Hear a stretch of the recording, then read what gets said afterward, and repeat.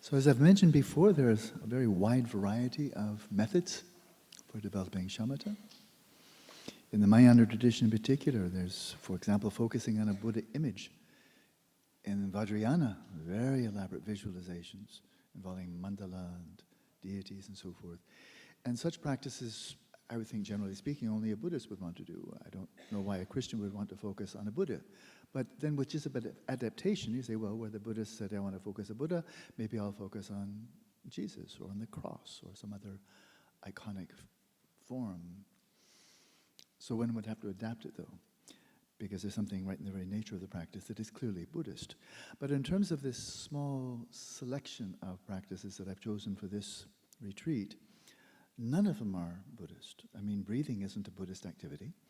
And so we're taking something we're already doing and then taking that as the path.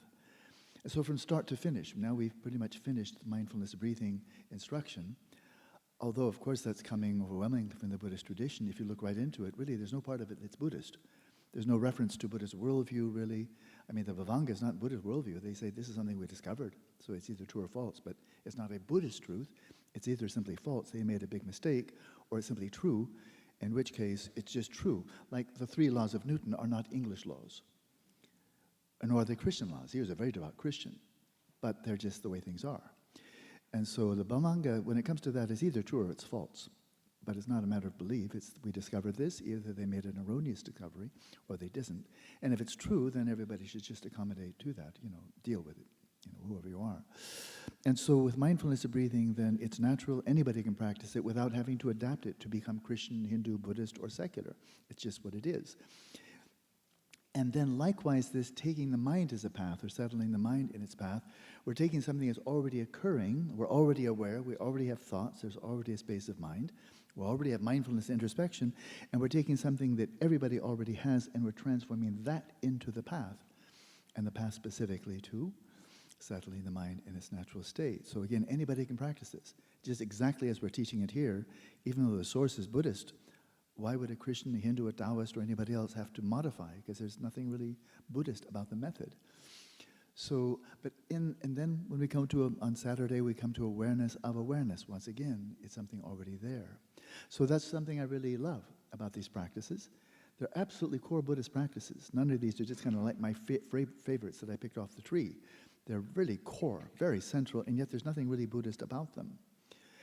That said, as we've seen from mindfulness of breathing, there's nothing in that technique, the methods with mindfulness, introspection, there's nothing in it that makes it by its own nature necessarily virtuous, let alone dharma. As we've seen, it could be preparation for doing a bank heist, or it could be neutral, just want to release stress, or it could be something virtuous, or it could be profoundly virtuous, it could be path. Depends so much on motivation, context.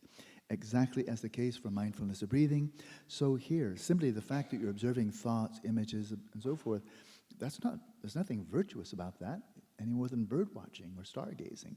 It's not virtuous, it is what it is. And if you read to the end of Lerab Lingpa's account, you'll see the benefits of doing this practice and doing it deeply is your mind is constantly composed.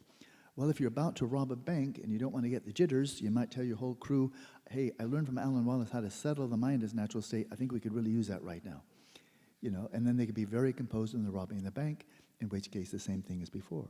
Your practice itself is non-virtuous because what you plan to do with it. The motivation is everything. It could be neutral because you're just curious or you want to do stress reduction or whatever, or it can be just meaningful, all corresponding to motivation. So that'll be true for awareness of awareness. It just brings back a theme that is most in all the teachings I've heard from various traditions, most explicitly in Tibetan Buddhism, of the enormity, of the importance of your motivation for whatever you do. Getting married, having kids, getting this job, doing this or that. How significant, how meaningful, is it virtuous, non-virtuous, and so forth, overwhelmingly is a matter of motivation.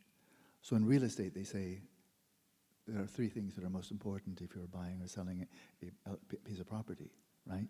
Location, location, and location. And for Dharma, we say motivation, motivation, motivation. It's just absolutely central. Walking mindfully can be a marvelously profound vipassana practice, really bringing discerning intelligence to it, or it can just be walking slowly. So that said, Now we turn to this practice, a brief preamble, we'll go right to the practice. But we'll see in the allusion to this practice, it's the same practice, from Padmasambhava in the Vajra Essence. I just want to highlight one thing I've read before, and that is, so one should relax and let thoughts be as they are, continually observing them with unwavering mindfulness and careful introspection. Let's unpack that a tiny bit. So there's the practice. He just said what to do. If you're a person with coarse, unstable mind and so on, and this again is coming out in nomadic Tibet 150 years ago, but interestingly enough, this text, it's 400 pages long, published by Wisdom, it's pretty easy to find, but it says in the text itself that the teachings in this text were really intended for people in the future. It's nomadic Tibet, for heaven's sakes. How agitated could they be? Oh, I saw 3 acts today. It really upset me. There's just not to be upset about there. I mean, people can start fighting with each other. I guess that's interesting. But I've been up there. Man, there's just not much there. It's tundra, you know. So when they're talking about people with coarse minds and all that kind of business, I'm sure they had some in Tibet. But, you know, we almost have a trademark on that in modernity. And so he's saying the quintessence of the practice is, let thoughts be as they are, so don't fix them, don't modify them, don't improve them. Let them be just as we did with the breath, continually observing them with unwavering mindfulness and careful introspection. You're applying mindfulness to the thoughts, that's what he just said, and careful introspection is monitoring your mindfulness of those thoughts, just like in mindfulness of breathing. And so this raises, I think, a very important question. And that is when it says, and it's a homogeneous teaching, as you're observing the mind, thoughts, and so forth, thoughts, emotions, desires, memories, the whole range of jhana, activities of the mind. As you're doing so, in this practice, the teachings are homogeneous, as I've received from multiple traditions on this practice. And they say, whatever thoughts come up, do not modify them. Not once has any Lama, in written, or how do you say, pith instructions or written teachings, said, oh, if you have this kind of thought, don't tolerate that, knock that one out, or make it better. Never. Whatever thoughts come up, and they actually mean that, whatever thoughts come up, don't modify them. Don't terminate them, don't perpetuate them, don't identify with them, but don't try to fix them, don't improve them. Well, that raises kind of a moral question. It's not kind of, it is a moral question. And that is, what if a thought comes up, I hate his guts, or I hope she just drops dead. Something like that, really kind of toxic thought. Don't you want to get rid of that one? Isn't that one of the bad thoughts? And we have all kinds of, they're not all negative. Some could be greed, lust, craving motivated. They could be jealousy motivated. There are all kinds of really negative thoughts that arise. So what about those? And isn't it bad to have bad thoughts? So I've never been to confessional, because during the years that I was raised as a Christian, it was Protestant, so there was no confessional. You just confess to Jesus. But I've seen movies in which I've seen somebody in the movie go to the confessional, and then there's the confessor, and it said, Father, I've had impure thoughts. What do you have to confess? I've had impure thoughts. I'm going to confess them now. If having impure thoughts, and that you really should, whether you're a Catholic or a Roman Catholic or a Buddhist, I mean, Buddhists also confess and purify sins. If just having impure thoughts itself is something, a sin, if that were a sin, then I were a Roman Catholic, then I'd probably have to pitch my, lay out my yoga mat right next to the confessional.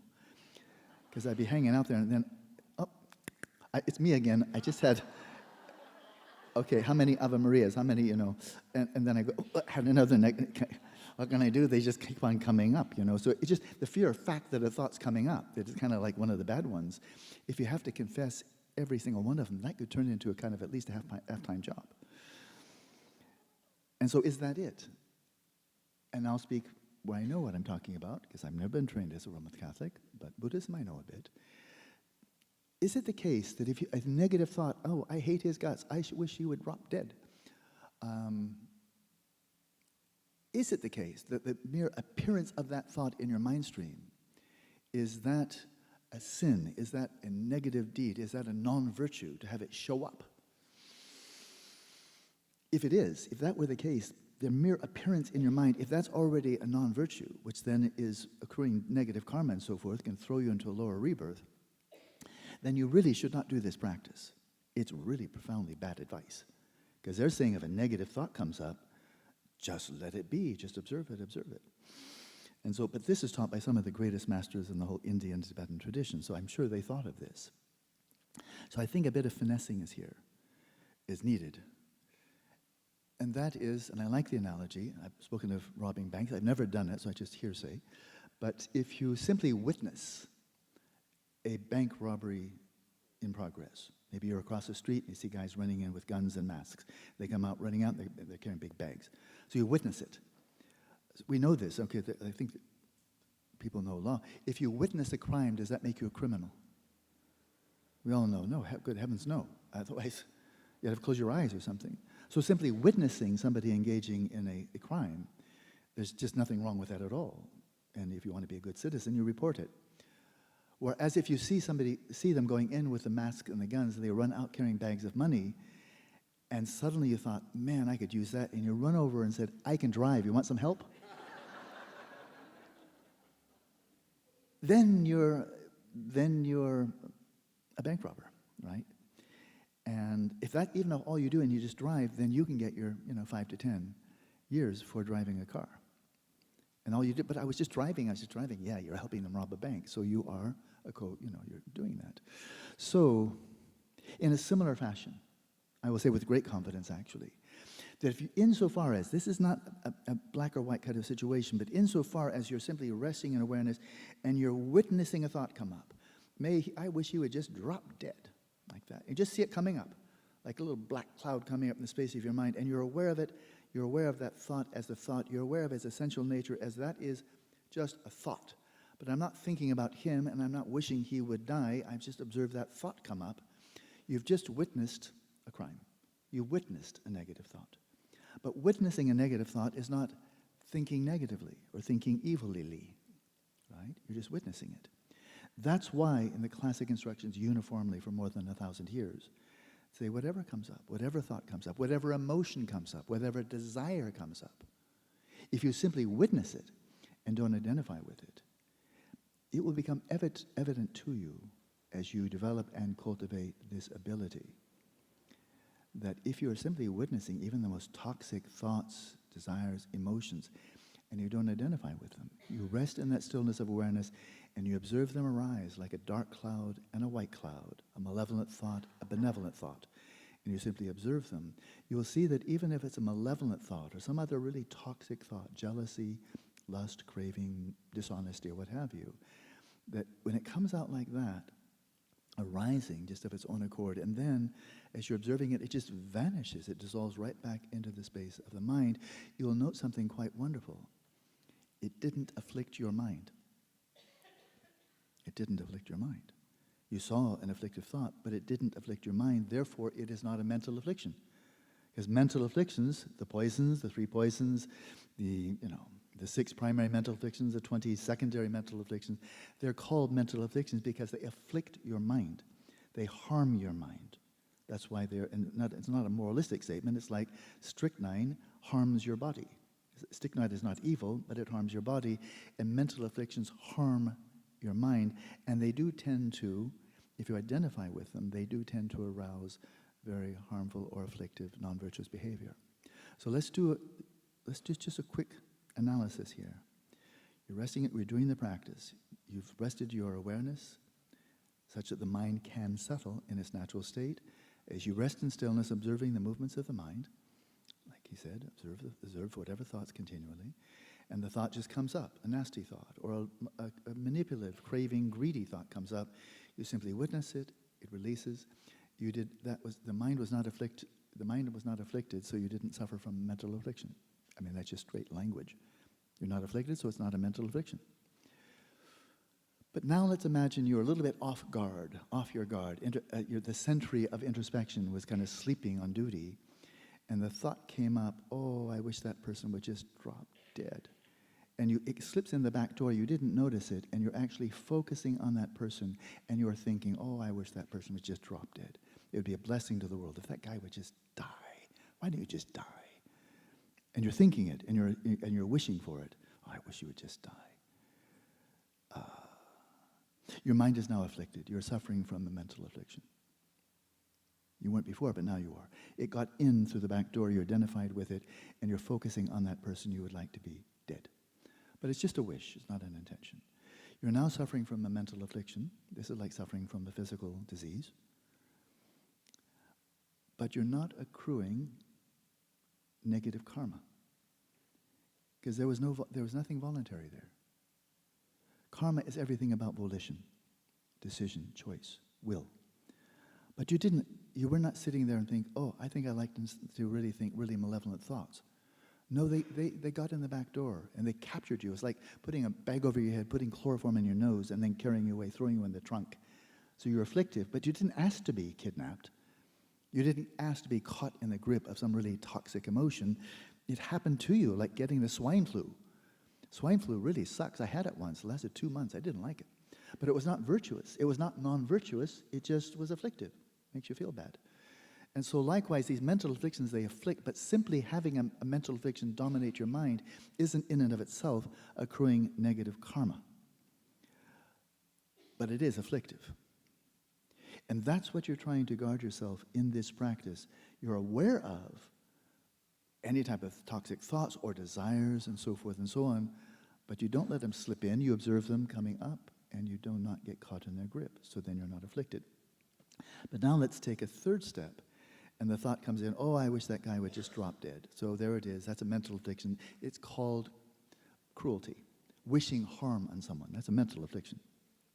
So now you're actually thinking about that person, how deplorable that person is, how the world would be better off if that person were gone, dead and buried. Oh, I wish that would happen. And then, if the thought arises,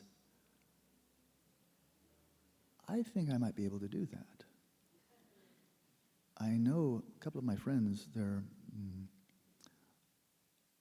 assassins for hire. I think maybe I could, and I've got some extra cash, there's that joy of having wealth. I have some extra wealth, maybe I can hire an assassin. When should we do it? I've heard he's visiting Australia, and this is kind of a lawless land anyway, so maybe nobody would notice. And so if you're starting to plan it, in that moment that I want to do that, let's see how I can work that out. In that moment, now even if nothing ever comes of it, you're already accruing negative karma. That will throw you down. I'm now intending to kill that person, and I'm going to work with, and we're trying to work it out. And so you're already accruing, just like a person who's planning a terrorist act and is preparing the bombs and so forth. Even if none of the bombs ever goes off, if the police find a person who has, clear terrorist affiliations, goes into that person's basement and finds a bunch of bombs and so forth, do you think that person might go to jail? Conspiracy. Conspiracy to engage in a terrorist act. That'll give you at least good 5 or 10 years, even without blowing up anybody. Because you not only wanted it, you're actually intending it, and you're in the process of making it happen. So all of this then is the nuance. Witnessing is like witnessing a crime. Identifying with it is like getting sick. Intending it, you're now cooking. If it's something negative, you're really cooking. Then you're really cultivating negative karma. And that would be something in the Buddhist context. You don't have to confess every time a mental affliction comes up. Anyone have to confess when you get a cold or getting any kind of disease. You don't have to confess it because you never choose to do it in the first place. But if you're sitting in the quietude of your chambers and you then start planning, intending to do something that is non-virtuous, even if you never get around to it, or you try and you don't succeed, that one's it would be a good idea to confess. Maybe Yanshen will talk about when you have accrued negative karma and you wouldn't like to experience the consequences, before they ripen, there's something you can do about it. You can purify it. So you never experience it, but you do have to purify it. So that's that. So we turn now to the practice, and I'm going to teach this in 3 phases. Actually 4 phases. But they're not really phases, they're not different methods. We have different methods of mindfulness breathing, any one of which will take you all the way to Shamatha. These are not different methods. The first, this one right now, and then 2 for tomorrow morning. I've already kind of anticipated this. The one right now and the 2 tomorrow morning, they are not different methods. They're highlighting different aspects of the same method. So I'll give you a brief intro right now. What is the object of mindfulness in this practice? While resting in the stillness of your awareness, which is self-cognizant, self-illuminating, you're explicitly aware of being aware and resting in the stillness of that awareness. While doing that, you are attending to the space of the mind. So the object of mindfulness here is the space of the mind and whatever events arise within that. Well, in my experience, the easiest thing to detect or to note when doing this practice are discursive thoughts. Easy, discursive thoughts, mental images. They're arising, so to speak, kind of objectively within the space of the mind. You can kind of see a thought coming up or hear the thought coming up. Especially if you're quiet. From the very beginning of the thought, you don't have the sense of thinking it. You experience that? Just a thought comes up and you didn't think it. You didn't even see where it's coming from. It could be unrelated to anything you were thinking about, and there's a thought comes up. I've had that countless times coming up. And you may witness it from the very moment that it comes, just like an image. It comes up from the very moment. You may be lucid. You may recognize it for what it is from the very moment that it arises. That's easy. That's the easiest. Thoughts and images. Discursive thoughts you mentally hear, discursive images you mentally see. And so you watch them continually with mindfulness. So when he says, observe the thoughts, you might think, okay, I got it, that's what you do. But then you might be missing out on something. Because the term that we translate as thoughts, here from the Tibetan, is namdo in Tibetan, doesn't just refer to discursive thoughts. It also refers to subjective impulses, like a desire coming up, an emotion coming up. They're referring to all manner of activities of the mind. And so if you're just focusing on these thoughts that you can see coming up in the space of the mind, then you might let pass by unnoticed desires that are coming up. Because desires don't come and say, hi, face on, they come up from behind. And so a desire is a subjective impulse. And so that desire then is also thought. Emotions are grist for the mill. You're observing thoughts, observing desires, observing emotions, observing feelings, observing states of consciousness. Whether you're drowsy, whether you're bored, you're interested, you're happy, you're sad, you're interested, and so forth. These are all grist for the mill. In other words, space of the mind and whatever arises within it. So you don't want to stop. You don't want to limit the practice by focusing on the easiest thoughts and images that are coming up and saying, hi. But also be aware as quickly as you can of these subjective impulses and all virtues of the mind. All virtues. We have a long list. All virtues of the mind are all subjective impulses. They're not something that happens to you. And all mental afflictions are subjective impulses. We have big lists. They're all subjective impulses. And then there are many that are just neutral. I'd like some water, and then I drink some water. Okay, that was the desire for water when you're thirsty. That's an ethically neutral impulse. But it doesn't come this way. It comes from this side, this way. So one wants to make sure that you don't omit or overlook the subjective impulses. And then finally, there's a space of the mind itself, the domain in which these objective appearances and subjective impulses are arising, where they're arising in a domain, space of the mind. So on occasion, as you're doing this practice, and you don't see any thoughts, and you're not seeing anything particular or interesting in the way of a desire or an emotion, quite quiescent, nothing much happened, all quiet on the Eastern Front, you might think, well, I guess there's nothing to do. Just like that monk that couldn't pick up the sensations of his breath. Well, I guess there's nothing happening, so I guess I can just settle back and wait till the show begins. Wrong. You never do that. There's always something to cognize. And so if you don't detect any events taking place within the space of the mind, you observe the space of the mind. So those are not different methods. When you're doing this practice in its entirety, then all of the above, whatever comes up, you observe its nature. Final point, it's a rather important one, it's also interesting, I could just go on and on about this one. I'll keep short because we want to go into practice. And that is, have you ever been tortured by your thoughts, bothered by your thoughts, distressed by your thoughts? Probably. But you don't need to be. Any more than you need to be distressed by watching a really bad movie. So there are bad movies, there are good movies, but some are really, rubbish. But you don't need to be upset if you're with somebody who really wants to watch a rubbish movie. What I would suggest, if you're in that situation sometime, Just settle your mind in its natural state. The other person enjoying your movie and you're just sitting there, still, hi.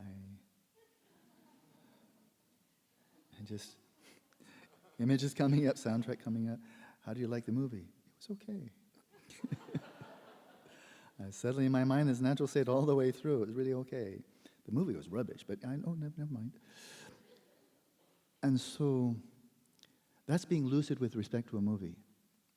A person's really getting into the movie. They're crying and they're laughing and then hoping and fearing and don't go there, and all that kind of business. That's because you're basically watching the movie in a delusional fashion. Because nobody's in there. And, so you can enjoy a movie only if you're delusional, I think. If you're lucid and you're just seeing images as images and sound as sound, well, movies are pretty much all the same. A lot of noise, a lot of imagery. I think I've seen enough.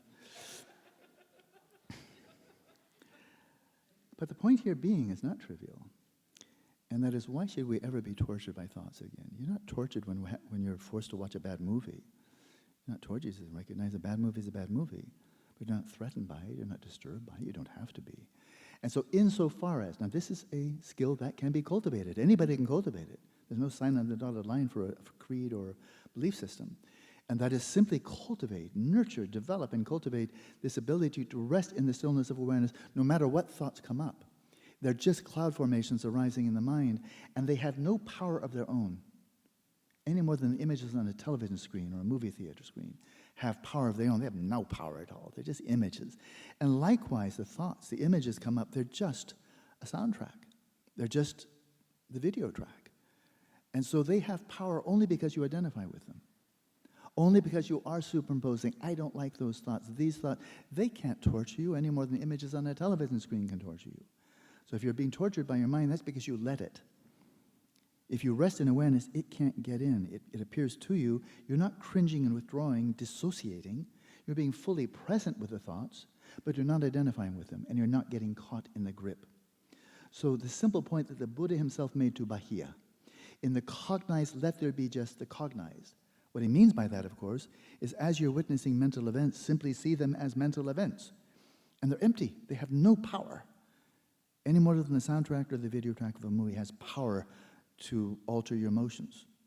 It doesn't have that power. If it has power, it's because you gave your power away. And so, let's draw a powerful analogy, and then we will go to the practice. But it's very powerful and very, very close. If, as you're resting in awareness and observing the activities of the mind, if you simply recognize them as activities of the mind and not as mine, we've all been exposed to a fair number of movies and documentaries and television programs and so forth. And who hasn't seen an image of Auschwitz, the atrocities committed there, and other acts of violence and brutality and really evil, evil deeds? Who's not ever had any exposure to that at all?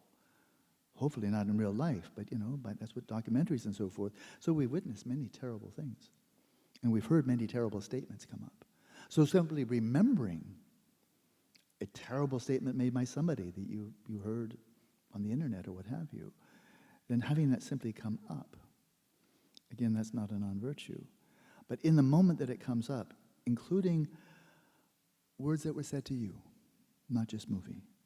Years ago, I won't tell the story, but one poignantly comes to mind of a father who made just an almost inconceivably harsh statement to his son. He didn't mean to be harsh, but it came kind of naturally to him. And it just shattered his son's self-confidence. That's all I'll tell about the story.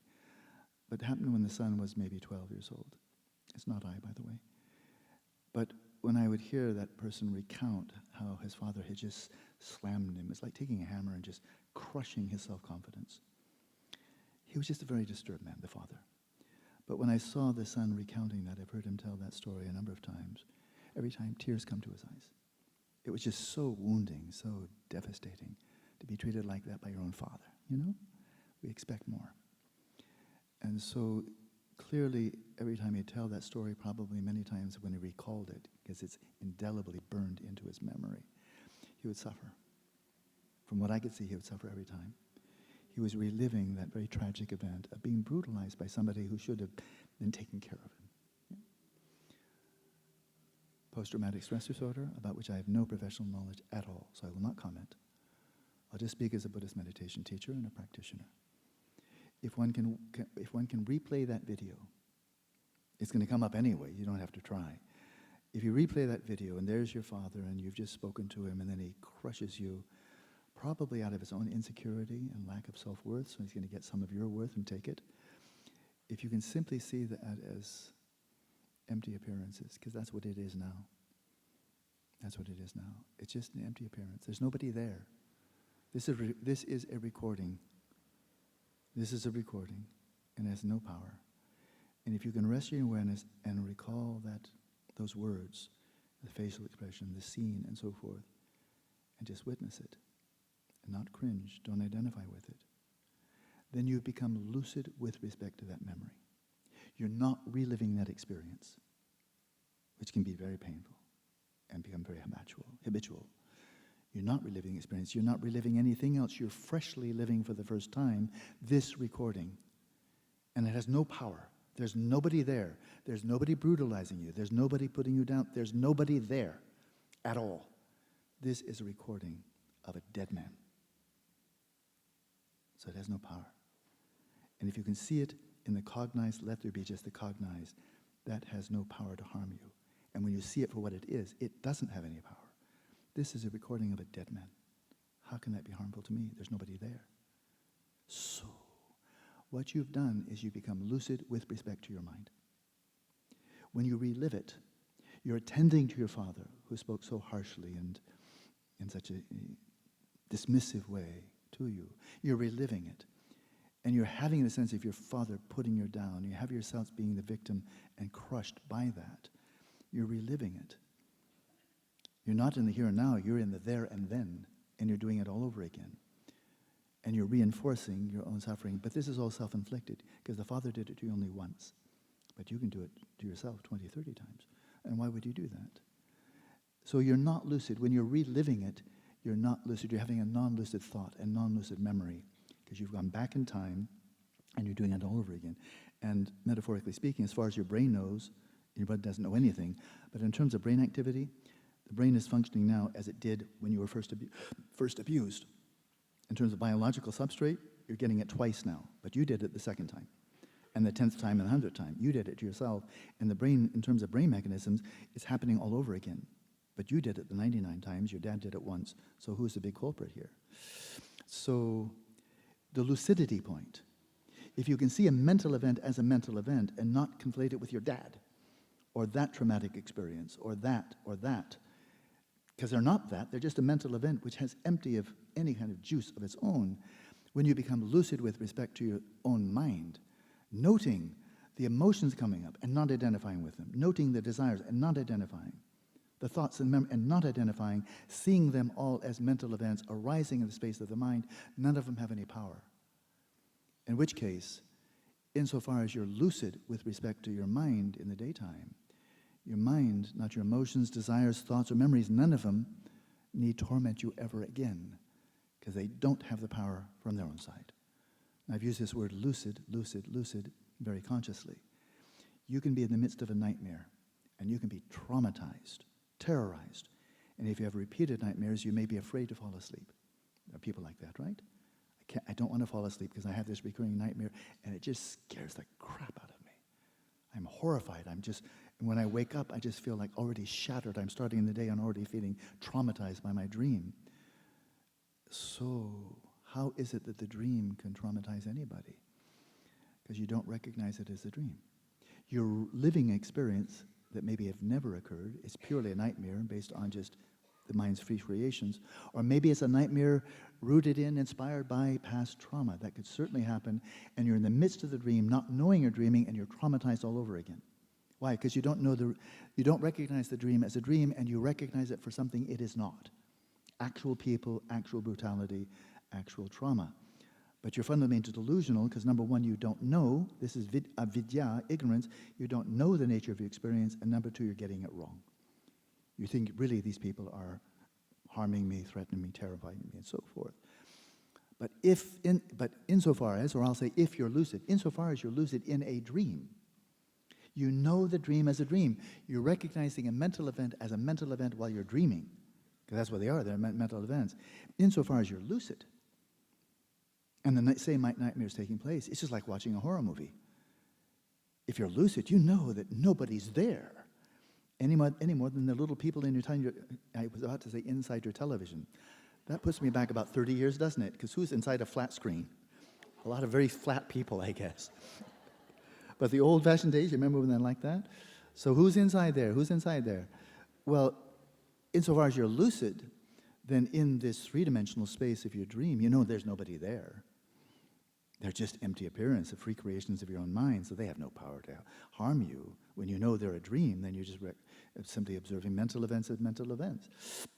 And in a story I've told many times, a woman that I know, very, very accomplished in lucid dreaming, in her very lucid dream, a thug approached her with a great big knife, Crocodile Dundee, finally in the right country, Crocodile Dundee knife, and he brought out his knife, and he's about to, assault her with his knife. And she's a tall, slender woman in daily life, and she took his hand, his big, muscular hand in his arm with his big Crocodile Dundee knife, and she plunged it into her guts in the dream. She's very lucid, utterly lucid. That's how she disarmed him, by putting the knife into her guts. She told me about her lucid dream, and I asked her, well, did that hurt? And she said, no, it was a dream knife. And dream guts. So exactly how does a dream knife hurt anybody? And I didn't have any guts. That is, in your dream, you don't have any intestines. In dream, you don't have any internal organs. It's just empty appearances. So it's an appearance of a gut, appearance of a knife, and it's like one rainbow trying to stab another one. I mean, there's just nothing to stab and nothing to stab and nothing to be stabbed, nothing to, etc. You know what I got. And so if insofar you're lucid in the dream, nothing in the dream can harm you, because there's nothing there. It can harm you only because you're delusional. And insofar as your mind in the daytime, insofar as you're lucid with respect to your mind, recognizing mental events in the daytime just as you recognize mental events as mental events when you're dreaming, nothing can harm you. And we'll read about this in Lerab Lingpa. Nothing can harm you. So how valuable is that? Many people commit suicide not because they're physically in distress, because they can't bear to be assaulted by their minds anymore. And they're hoping it's going to be lights out, that it'll be all over, rest in peace. But I think many people commit suicide because the minds are unbearable. So that's the power of the mind. It can drive you to suicide itself, or chronic depression, chronic anxiety, etc., etc. So this one key, the message here is you don't need to fix your mind. There's a role for that, no doubt. No doubt there's a role. Have less anger, have more compassion, good, good, good. Definitely good. But you don't need to be harmed by your mind. You can stop that. It's not by doing more, but by doing less. And the very simple thing is, recognize mental events as mental events and don't identify with them. Then you've disempowered them. Because you gave them power, now you're taking it back. So, the potential benefits are utterly enormous here. And I have no training whatsoever in clinical psychology, psychiatry, so no pretense of having that. But it strikes me as of all the aspects of Buddhism that could interface with tremendous benefit with modern mental health care. This could be really a great interface. Buddhism brings this, but then bring this to people who have years of training diagnosing and treating the whole range of mental disease, which Buddhists don't have. I have none. I have none. I don't know. I never even try to have a person with a psychological disorder, oh, Alan, please act as a therapist. I say, no, I don't have that training. Buddhist meditation, yes. So could therapists in league with, maybe therapists who are meditating a lot, with Buddhist meditation teachers who would really like to share in any way they can, come together, this I think could be immensely rich. But that's for other people to do. I'll help out if I can. But it's for people with years of training and experience in helping people with mental disease. What a tremendous service they're offering. Maybe we can help a little bit. So there we are. So let's have one session starting in just a minute.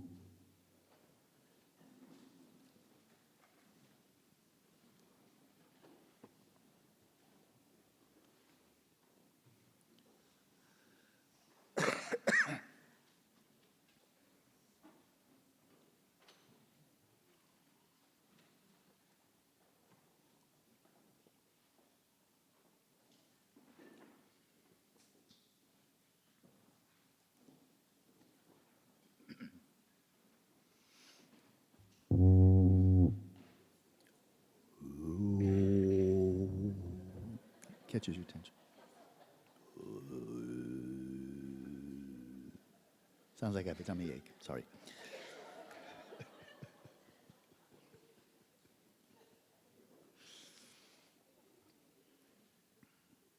The word guru means heavy.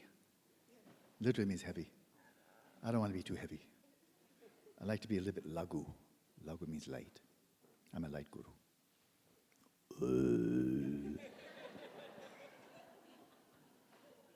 I have to be silly sometimes. So in the last two methods, we both had, in both of those, going through the tour, the senses, and then coming to the mind. That was a roundabout way of circling in to the space of the mind. Then we did first focusing on the body, very good launching pad, and then going to the mind. This session will just go right to it. Subtle body, speech, and mind in a natural state, and then go right to the main practice. So let's see what happens.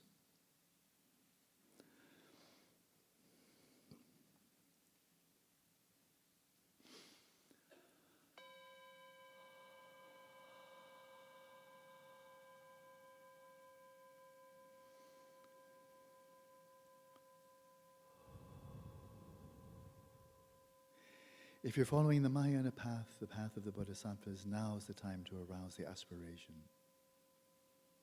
to be of greatest possible benefit to the world by achieving perfect awakening, perfection of compassion, of wisdom, to become a Buddha, one who is perfectly awake. And in order to do so, to step out on that path to awakening, for the sake of all beings, we shall now settle our minds in its natural state. And to facilitate that, we begin by settling body, speech, and mind, as we've done before.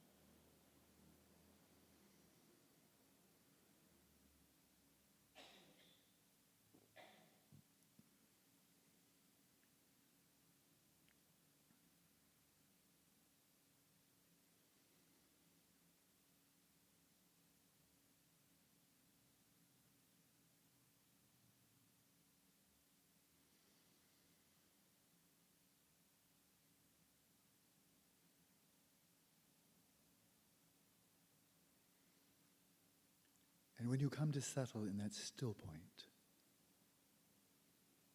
your awareness utterly at ease, carefree, loose and relaxed, free of grasping, and resting in the resultant stillness, which by nature is clear and bright. When you come to that stillness of awareness resting right where it is, holding its own ground, like an unflickering candle flame, let the light of your awareness illuminate the space of your mind without moving, but casting your light upon the space of the mind. And in this session, let's do emphasize the easiest aspect or facet of this practice, and that is, do observe the discursive thoughts, the chit-chat, the soundtrack of the mind. And do observe the images that come up. To the best of your ability, rest in the stillness of your awareness, in the immediacy of the present moment. And observe these thoughts and images as soon as they come up. In other words, be lucid from the very inception of the thought or image, that as soon as it comes up, you recognize it for what it is. You're not drawn away to the referent of the thought or image. You are lucid. You're seeing a thought and image as a thought or image, and you know by the power of that whatever that thought or image is, it cannot harm you. It's just an appearance. And you let it be. You observe the thought as a thought. You allow it to rise without impeding it. Once it's come, you do not seek to modify it. And then over the course of time, before long, it will dissolve of its own accord, dissolving right back into the space of the mind. Watch the whole show. Watch the whole thought, the whole sequence of images. Observe the movements of the mind from the perspective of stillness.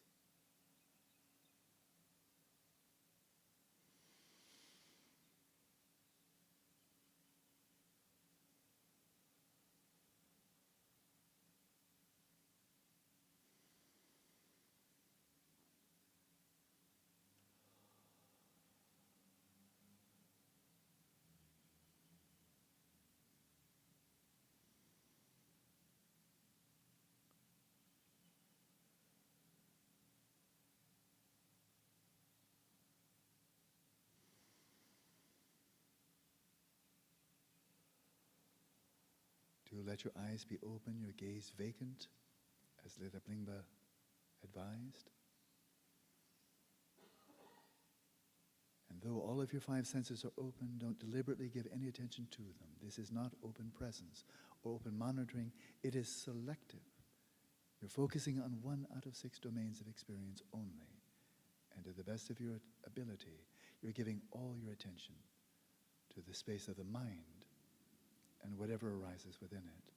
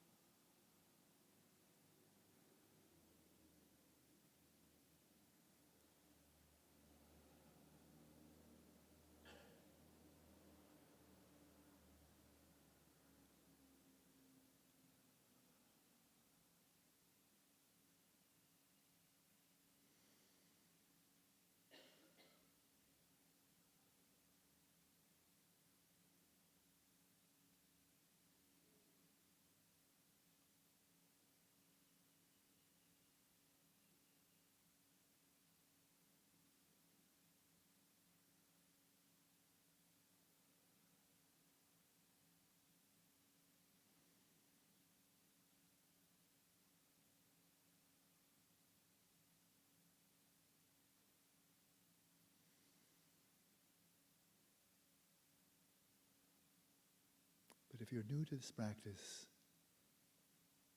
it may not be quite so clear what to attend to. It may be hard to find that 6th domain. Where is it, after all? Does it have borders? Is it in front of you, behind you? So if you're fairly new to this practice, then there's a footstool into this carriage.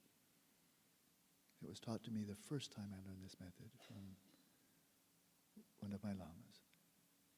And that is deliberately generate a discursive thought and make it an uninteresting one. For example, Mary had a little lamb whose fleece was white as snow. So we're not going to get carried away with that.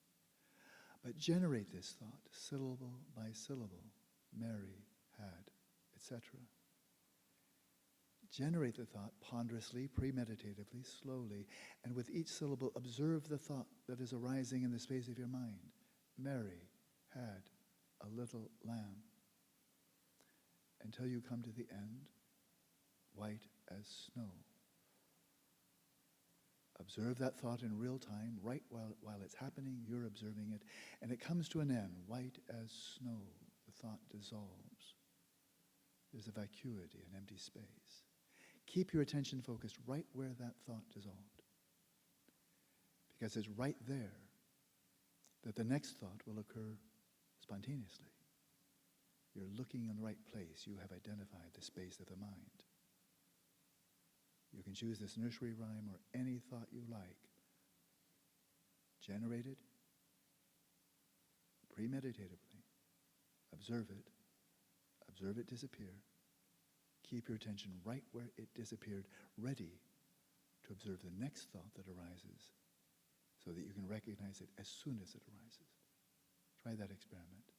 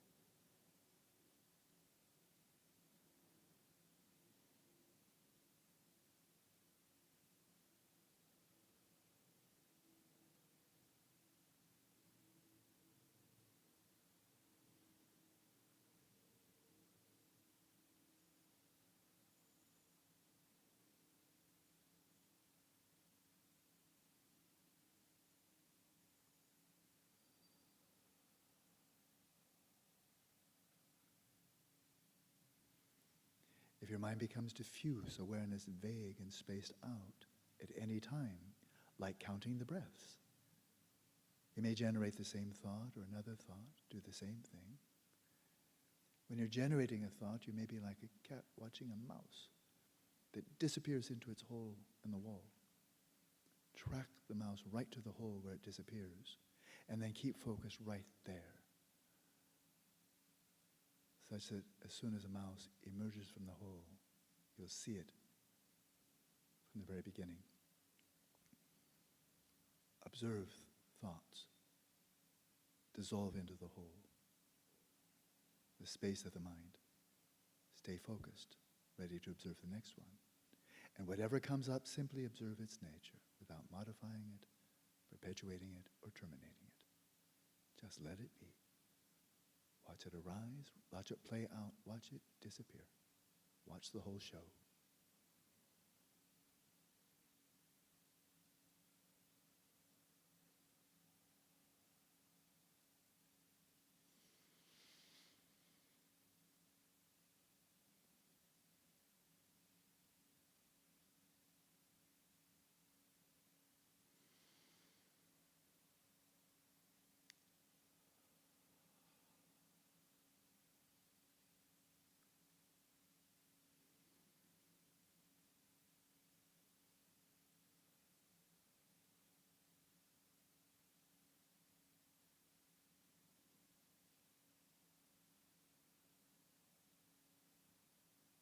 And remember to monitor the flow of mindfulness with introspection. Mindfulness is focused on the space of the mind and its contents. Introspection monitors the flow of mindfulness. And as soon as you see your attention has been carried away, distracted, relax. Release your identification with whatever carried you away without terminating the thought itself. Just your identification with it. And then return. Relax, release, and return.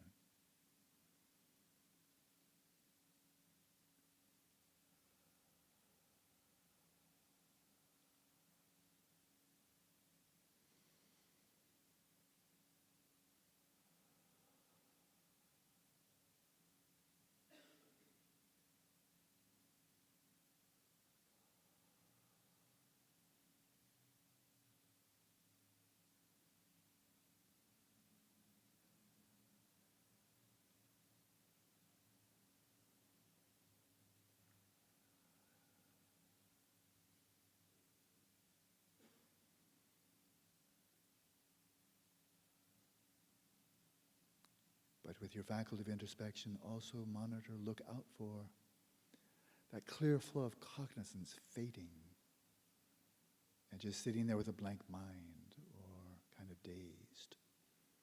And as soon as you see clarity is diminished, refresh. Restore the flow of clear cognizance and retain that flow. In this way, balance the current, the flow of your mindfulness.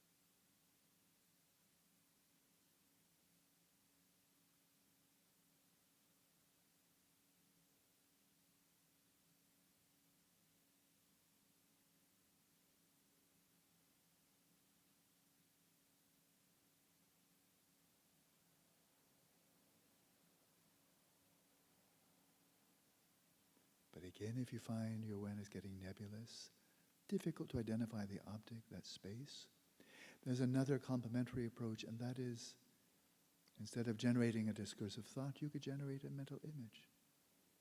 It could be a beautiful scene from nature, a piece of fruit, anything you like. In the same way, decide on what you like to bring to mind, what image. Generate that image as clearly as you can. Sustain it for as long as you can, for a while. And then relax and let that image dissolve right back into the space of the mind. And as it does so, keep your attention focused right where it vanished. That is the space of the mind, and that's where the next image will pop up. The same theme, but you may either generate a discursive thought, the soundtrack, or an image or video. Let's continue practicing now in silence.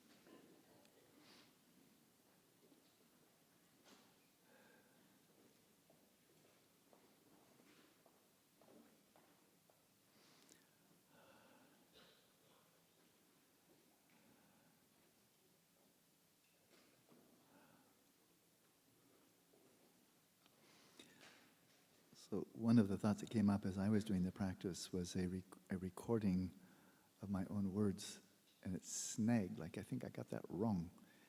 If you're trying to atone for your sins, you don't ask how many Ave Marias, do you? You say Hail Marys, or is that the same? Different, isn't it? I thought so. So you're not going to get any better if you say Ave Maria, Ave Maria. That's not going to help. Hail Mary, full of grace. I just finished all I know.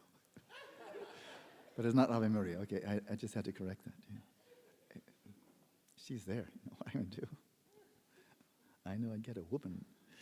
Alrighty, let's continue with the practice, and that is whenever you meditate, here on the top of page 10. Whenever you meditate, bear in mind the words no distraction and no grasping, and put this into practice. This is the quintessential pith instruction for the entire method, and it's very precise. And that is when it says, sustain that flow of awareness, that continuum of consciousness that I refer to without distraction. That is, you're resting in the stillness of your awareness, and you don't let it be carried away by some appearance to the mind, a sound, a tactile sensation. You don't let it be carried away by a thought or an image.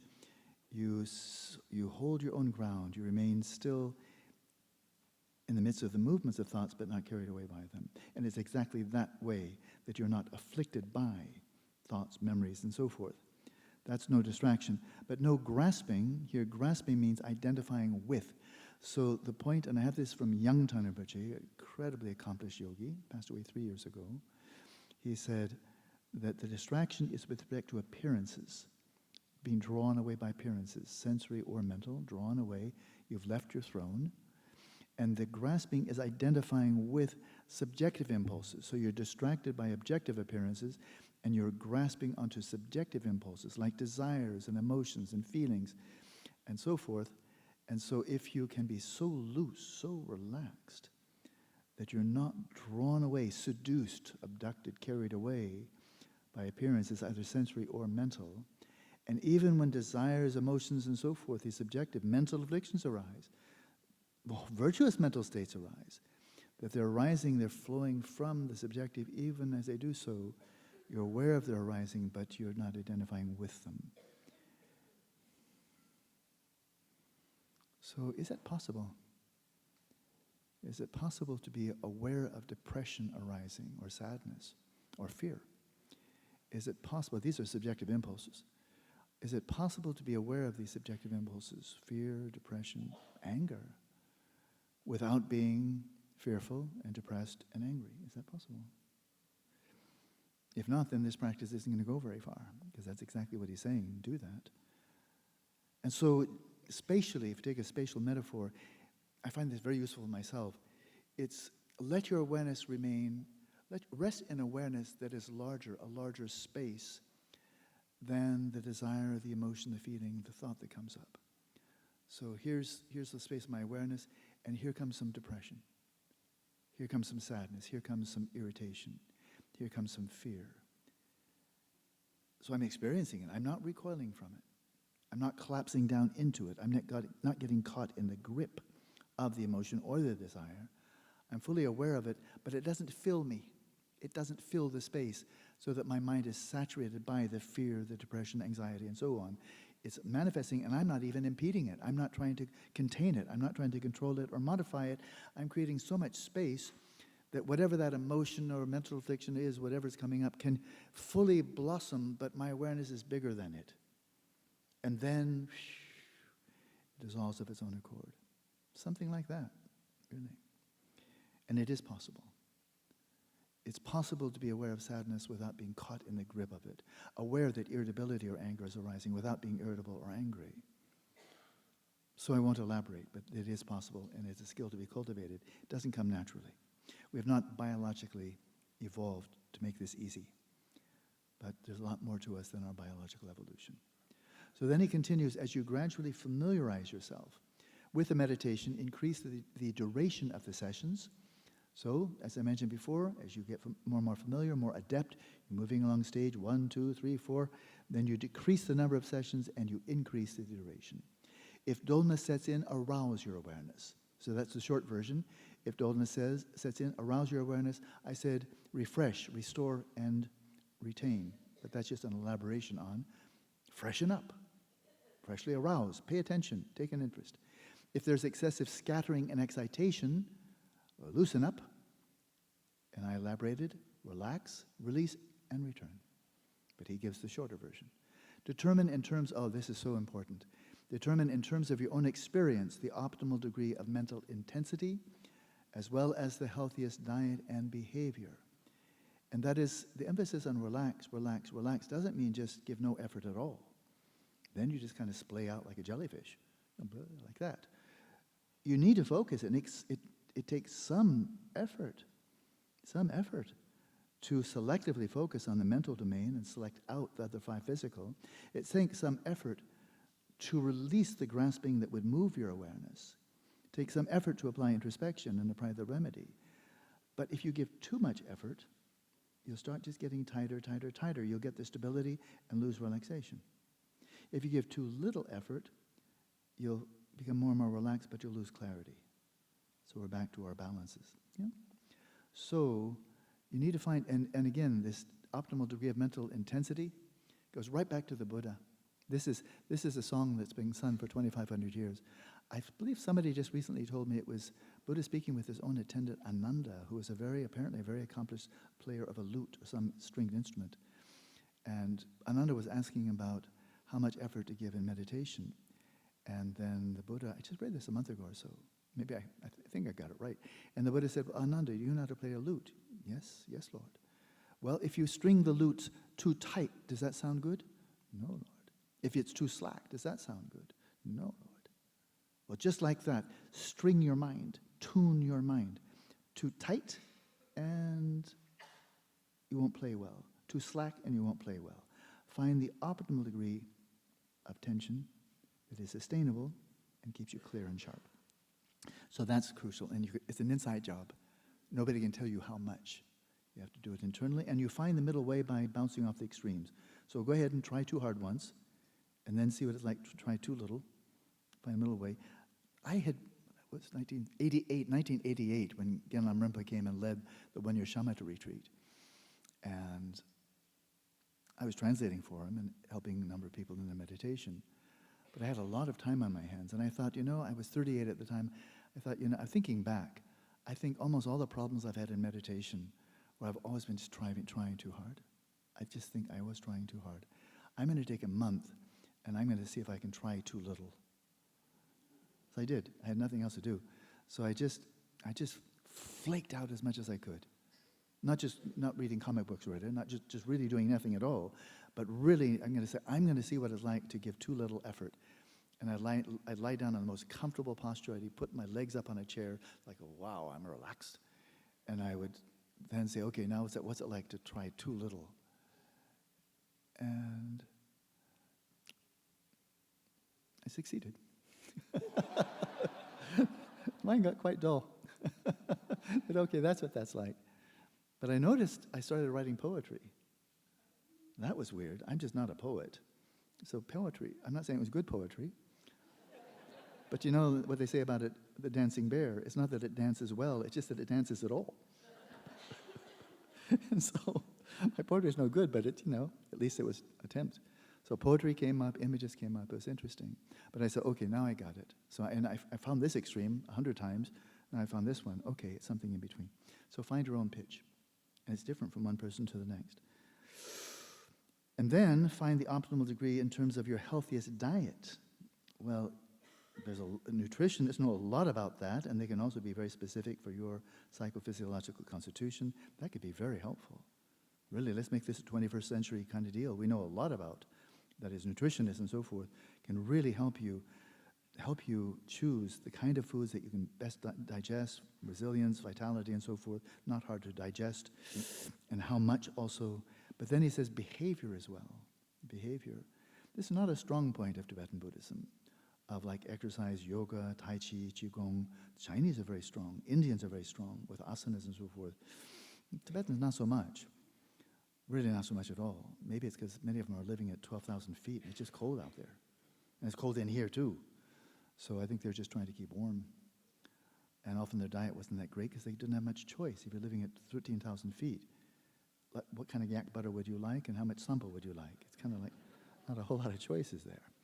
So in any case, but now we really can, and behavior, of course, includes also ethics. Lead an ethical way of life. So there's that. And then he's going to point out some problems, what that might come up. Excessive imprisoning constriction of the mind, trying too hard.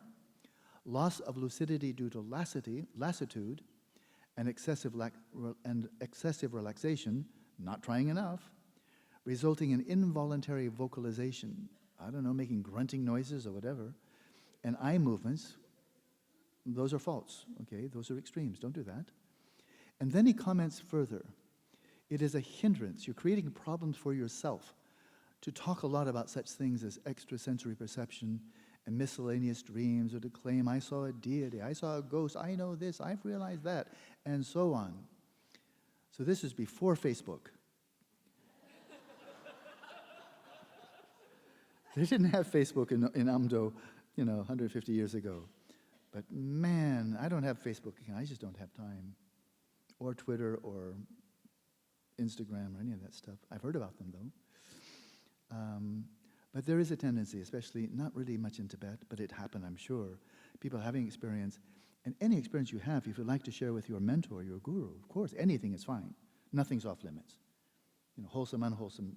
It's like going to your doctor and telling all your symptoms. You don't hold back because, the doctor wouldn't be pleased. That same candor that you show for your doctor, who has only one motivation, and that's to heal you. And you tell him everything, right? Total candor, otherwise you're not serving yourself well. And likewise with your guru, a spiritual mentor, very healthy relationship with a person who's truly an authentic mentor. You want to be totally candid. If you have spectacular experiences, tell him or her, sure, why not? But what he's talking about here is putting it on a Facebook, telling other people, I had this amazing dream, I saw this, and now I've realized this, and basically this is by and large just an exercise in, look at me. It's ego. It's just ego. Trying to get other people's respect, their appreciation, admiration, and so forth. And it's just compounding your ego. And ego, not helpful. So don't advertise. Keep it to yourself. Keep quiet. Keep quiet and be completely candid with your Lama. But I've listened to some extraordinarily accomplished masters. Yang Rinpoche, oh my goodness. He never claimed to have realized anything, and he wrote this classic text. He gave us oral transmission about 3 years ago, a bit longer. And he said at the end of the text, he said at the beginning of the text, I'm not really competent to write about this stuff, but I've been asked to. He comes to the end of the text, if I've made any mistakes here, please correct me. He was a master. I mean, he was renowned. His Holiness wrote eulogy of him, and yet such humility. There's a Sakya master. I never met him, but Shopke Tijen Rinpoche. I never saw him, but I saw a video. It's breathtakingly humble. He was revered again by the Dalai Lama and his whole tradition. Sakya was, he's the real deal. This man has profound realization. I saw a video of him, and he said, I have no realization at all. But my faith is very, very strong. Genshama Wonju spent 30 years in retreat or so when I knew him. And I asked him, he's one of my lamas, we became friends. And I said, Genna, can you share anything of your realizations over the last 30 years? And he looked at me and said, I've had no realizations at all. That's normal. That's normal. In the Tibetan tradition, that's normal. I don't say that. If anybody asks me, do I have any realization? I don't say, I don't have any at all. Because they say, you mean like Genshama Wondu? So I don't do that. Nor do I claim anything at all. Because if I claim something, number one, I could be mistaken, just innocently mistaken. I might be telling you the straight truth, or I might be one of those scoundrels that wants to get something from you and mislead you. And how do you know? If I claim anything, how do you know? You don't know anything more than you did after I claimed something. So why bother? So nobody's asked me here, and it's fine, but if you ask me, I say, I don't talk about it, it's not important. What is important is, are the teachings authentic? Is my behavior in accordance with the teaching? And are my teaching any help? Are they helpful? That's all you need to know. Besides that, who cares? So don't sound off. Don't call attention to yourself. It only creates obstacles for yourself. And the presence or absence of any kind of pleasure or displeasure in the body, the mind, such as a sensation of motion. These are the nyam, the meditative, the anomalies that come up somatically, psychologically. they're not uniform. They're just unpredictable. And it can be psychological, heavy stuff coming up. But we'll address that tomorrow. But in doing this practice correctly, bear in mind what you're doing. You're doing something very anomalous. You're giving full attention to whatever's arising in the mind, but with no censorship, no editing, no preference. If you are censoring, editing, or showing a preference, you're not doing this practice. But if you're doing it correctly, you're just totally present with, non-judgmental, because you're not judging whatever's coming up, but discerning. You can be non-judgmental and be discerning. Parents need to do that with their children. Friends need to do that with each other. Be discerning. Employers need to do that with their employees. Don't be judgmental, but be discerning. That's what you're doing here. But you're not editing. Well, when you're not editing, and especially you're doing this for 4, 6, 8, 10, 12 hours a day, and I've done that, then you've opened a Pandora's box. When you're doing this many hours a day, week after week, month after month, which I have done multiple occasions, you open a Pandora's box, I guarantee. That which was subconscious, suppressed, or repressed, it's going to come to the light of day because you're not doing anything else and you are attending to this. So just expect to see your psyche dredged. And emotions you never thought you had, desires you not thought you never had, memories you thought were gone. Welcome to your mind. You're not getting you're doing deep dredging work of your psyche. And all kinds of stuff will come up. Weird stuff, wonderful stuff, painful stuff, terrifying stuff. It's all going to come up. And that's the practice, to be present with all of that. So it's not uniform. It's not uniform. So be prepared for the unexpected. That's what he's saying here. These are nyam. These are the upheavals. They're not uniform, for there are great differences in the dispositions and faculties from one individual to another. People have different psychological dispositions and different psychophysiological, constitution. People have one kind of vata pitta kapha, wind, bile, phlegm. When people are more likely to have this type of upheaval. And pitta people, fire people, this type, kapha people, more earth and water, this type. There's a lot of detailed analysis, quite brilliant and detailed, of generically what type of nyam or upheavals experiences may you anticipate if you're this type or that type. But within that bad category, it's totally unpredictable. How intense, when will they come, how long will they last? This is a shamatha practice, but you can't help but gain a lot of insights into the nature of your mind when you're watching it steadfastly in this way, without censorship. So by settling the mind, tomorrow morning, more things will happen. Fascinating, really fascinating. So I'm very happy to turn you over to Yangshen, and see you tomorrow morning.